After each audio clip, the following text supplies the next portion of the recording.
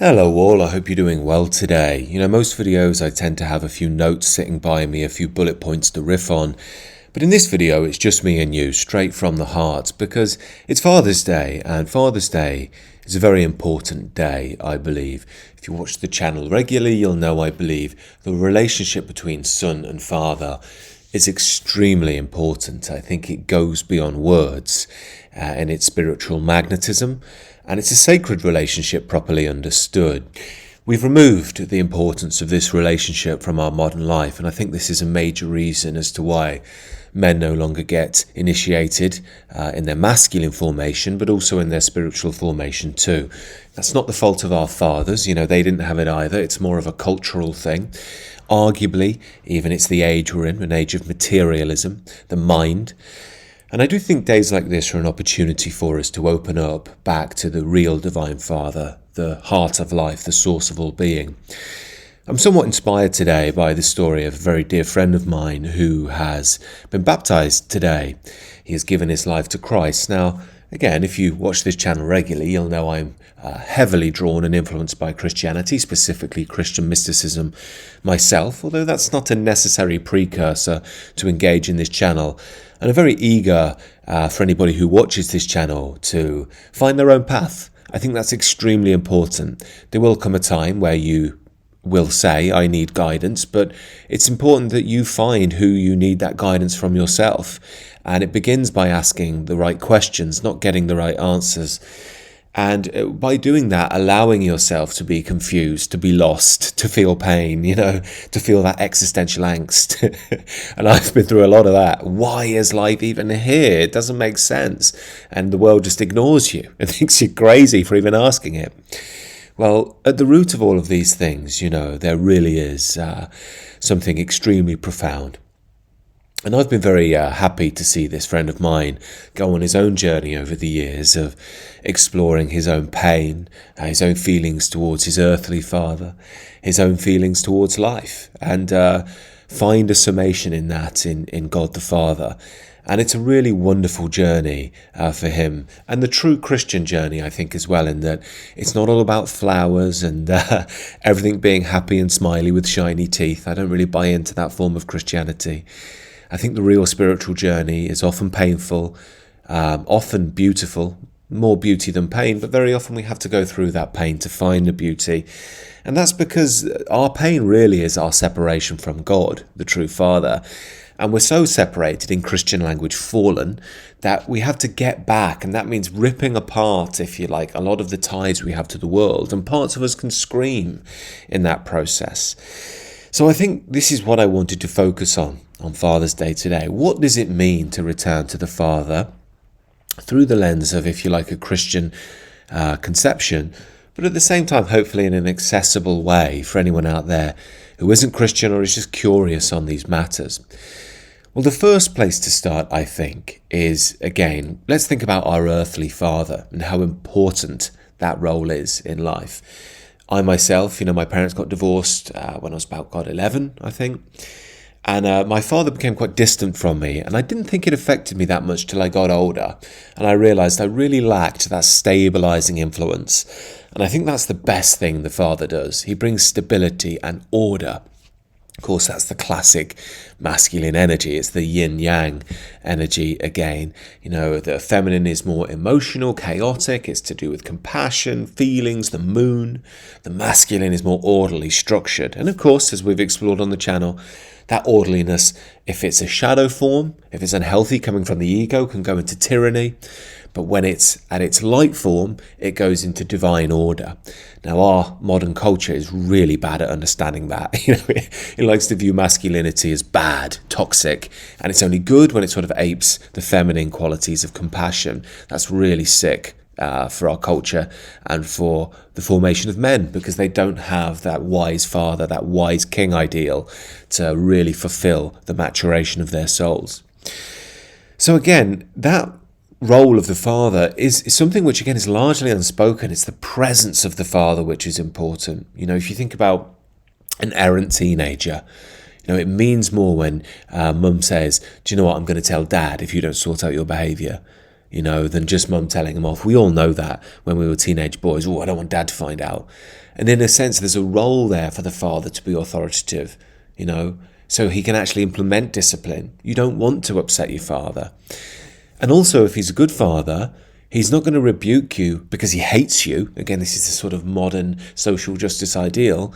And you do get that with certain fathers. They're just cruel, and that can really damage children, of course. But the true father rebukes his son because he loves him.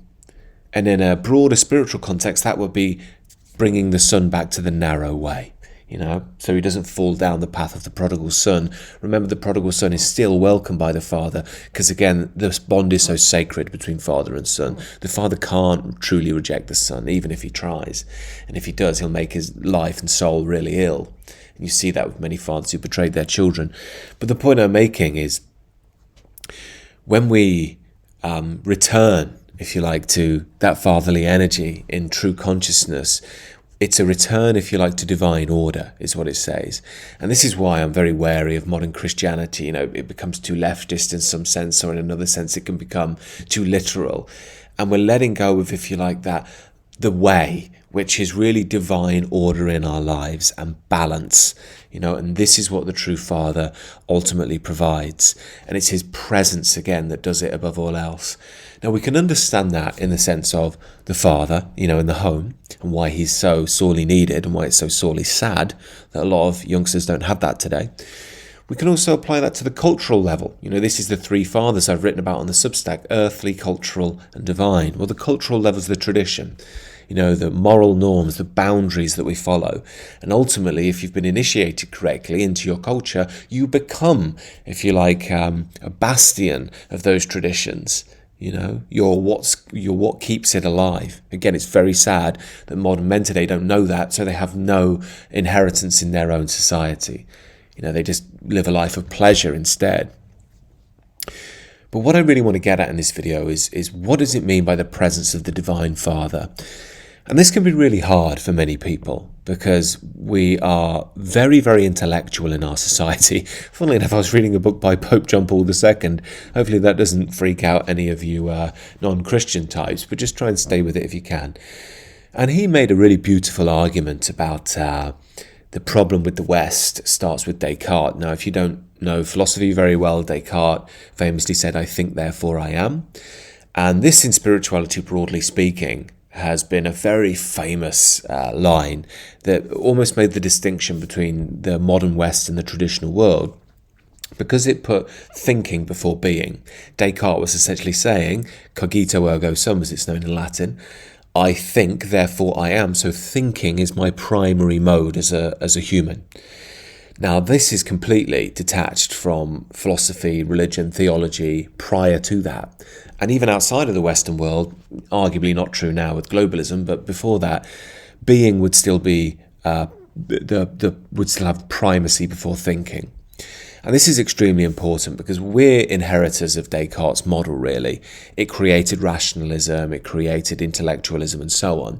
Now, it's not to say that rationalism and intellectualism are bad. The point is that we've placed the brain, the thinking mind, the human intellect, as the ultimate wisdom of the earth. And what this does in a religious or spiritual context, which many New Age teachers talk about, and I thought, oh, how original when I heard New Age people talking about it, but then you find the Christians have been talking about it too, if you know where to look. But the problem with this is we then can only conceptualize God as just another thing amongst things. And this is where you get the silly atheist arguments like, well, I don't see God on the cloud. What are you talking about? Now, again, if you're in the mindset of modernity, that's a rational point. Well, where is God? I don't see him coming down and doing all of these magical things that you talk about in the Bible, in your crazy book of fairy stories. But if we revert back, if you like, to the pre-modern mindset, or even you could say approach, because it's not really a mindset, we'll see that being is primal, then thinking. And this is so important because what it states is human intellect, human rationality is not the be-all and end-all. We can't create our own morality. We can't explain the nature of reality to ourselves. Yet we can have scientific theories and facts and so on. But the real whys of life, we cannot really get to. For that, we have to go back to being. And that comes back to the core questions of ontology. Who am I? Where am I? What am I? Why am I? These things that can't really be answered in the scientific mind realm of man. Again, we can give reflections of answers, we can label things of the earth and so on and figure out majestic things. But when it comes to the core questions, the questions of being, we need to go to the primacy of being to answer that. And what we find is this takes, for many of us, a real journey because the mind is so strong and the mind is tightly intertwined with the ego, the individual I. Richard who wants this, Richard who thinks that. Being, if you like, the spiritual nature, spirit nature, God nature, is beyond the individual I.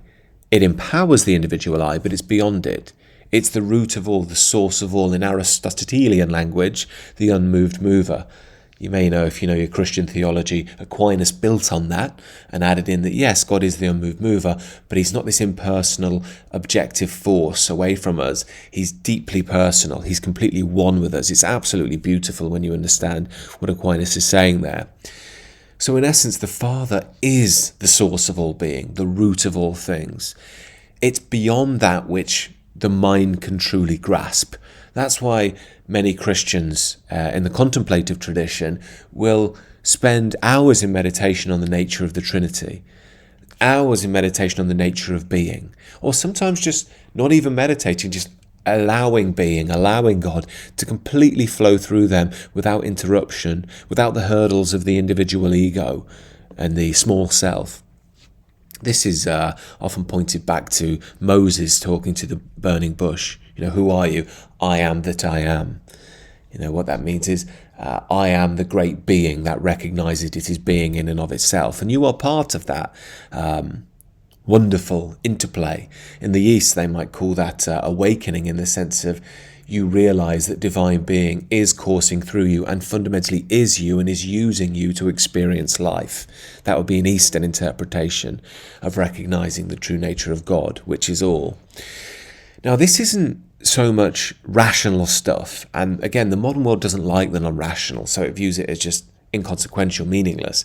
But the price we pay is we lose our Divine Father. And what that means is we lose the nature of love. And when we lose the nature of love, when the pain of life descends upon us, we have no recourse. Only we can run to ways to escape in the world. It could be a woman or drugs or alcohol or media or whatever it is. And worse still, we start to view the other as separate from us. Now, that doesn't mean there aren't distinctions in the world, and we shouldn't acknowledge those, but it means that we are all children of God originally. In the lovely Bob Marley lyric, there ain't no hiding place from the Father of creation. It's a wonderful lyric. It used to frighten me, that one, because I used to think of God as this judgmental figure. We should really emphasize that God is loving. That doesn't mean he won't correct you. Again, I've said that before. Think about it like if you go out and get wasted tonight, you blast a load of alcohol, get completely plastered. God will rebuke you by his nature because you've sinned against him, quote unquote, by moving into excess. You've moved away from a harmonious norm and harmed yourself, and you will pay with the hangover. It sounds very grand, but in a sense, a hangover is a form of divine retribution that we're due. It's why the Christian tradition often says you should try and drink moderately. And if you don't, you're going to run the risk of engaging in all sorts of things you shouldn't, sleeping with the wrong person, blah, blah, blah. But also you're going to pay the price with the hangover. Now, that's a very simplistic explanation of what that divine balance looks like. So again, what we're saying here is there's a way, if you will. C.S. Lewis, calls it the Tao. He looks to, again, Eastern philosophy and applies that to the Christian tradition. There's a way of being. And this is what the Christian tradition, properly understood, is showing us. And of course, that can be explained very, very badly. I've spoken about it before. You're going to hell if you touch your winky. Now, there is a truth in there somewhere, but it's expressed and explained extremely badly. You're not going to go to hell if you touch your winky. But if you're losing yourself in lust, if that lust is taking you away from your woman or your true potential as a man, or you're getting lost in a harem of brides, as C.S. Lewis puts it, in your mind, rather than engaging with reality and fulfilling what you truly are, then you're falling into, quote, hell. You're breaking yourself apart. So to return to the Father means to return to that balance which is beyond the logical, beyond the rational, but is the wonderful coordinates that the soul finds. And you'll know when you found it, because you'll feel peace and you'll know you're aligned. This is why Christ calls it the peace that passes all understanding.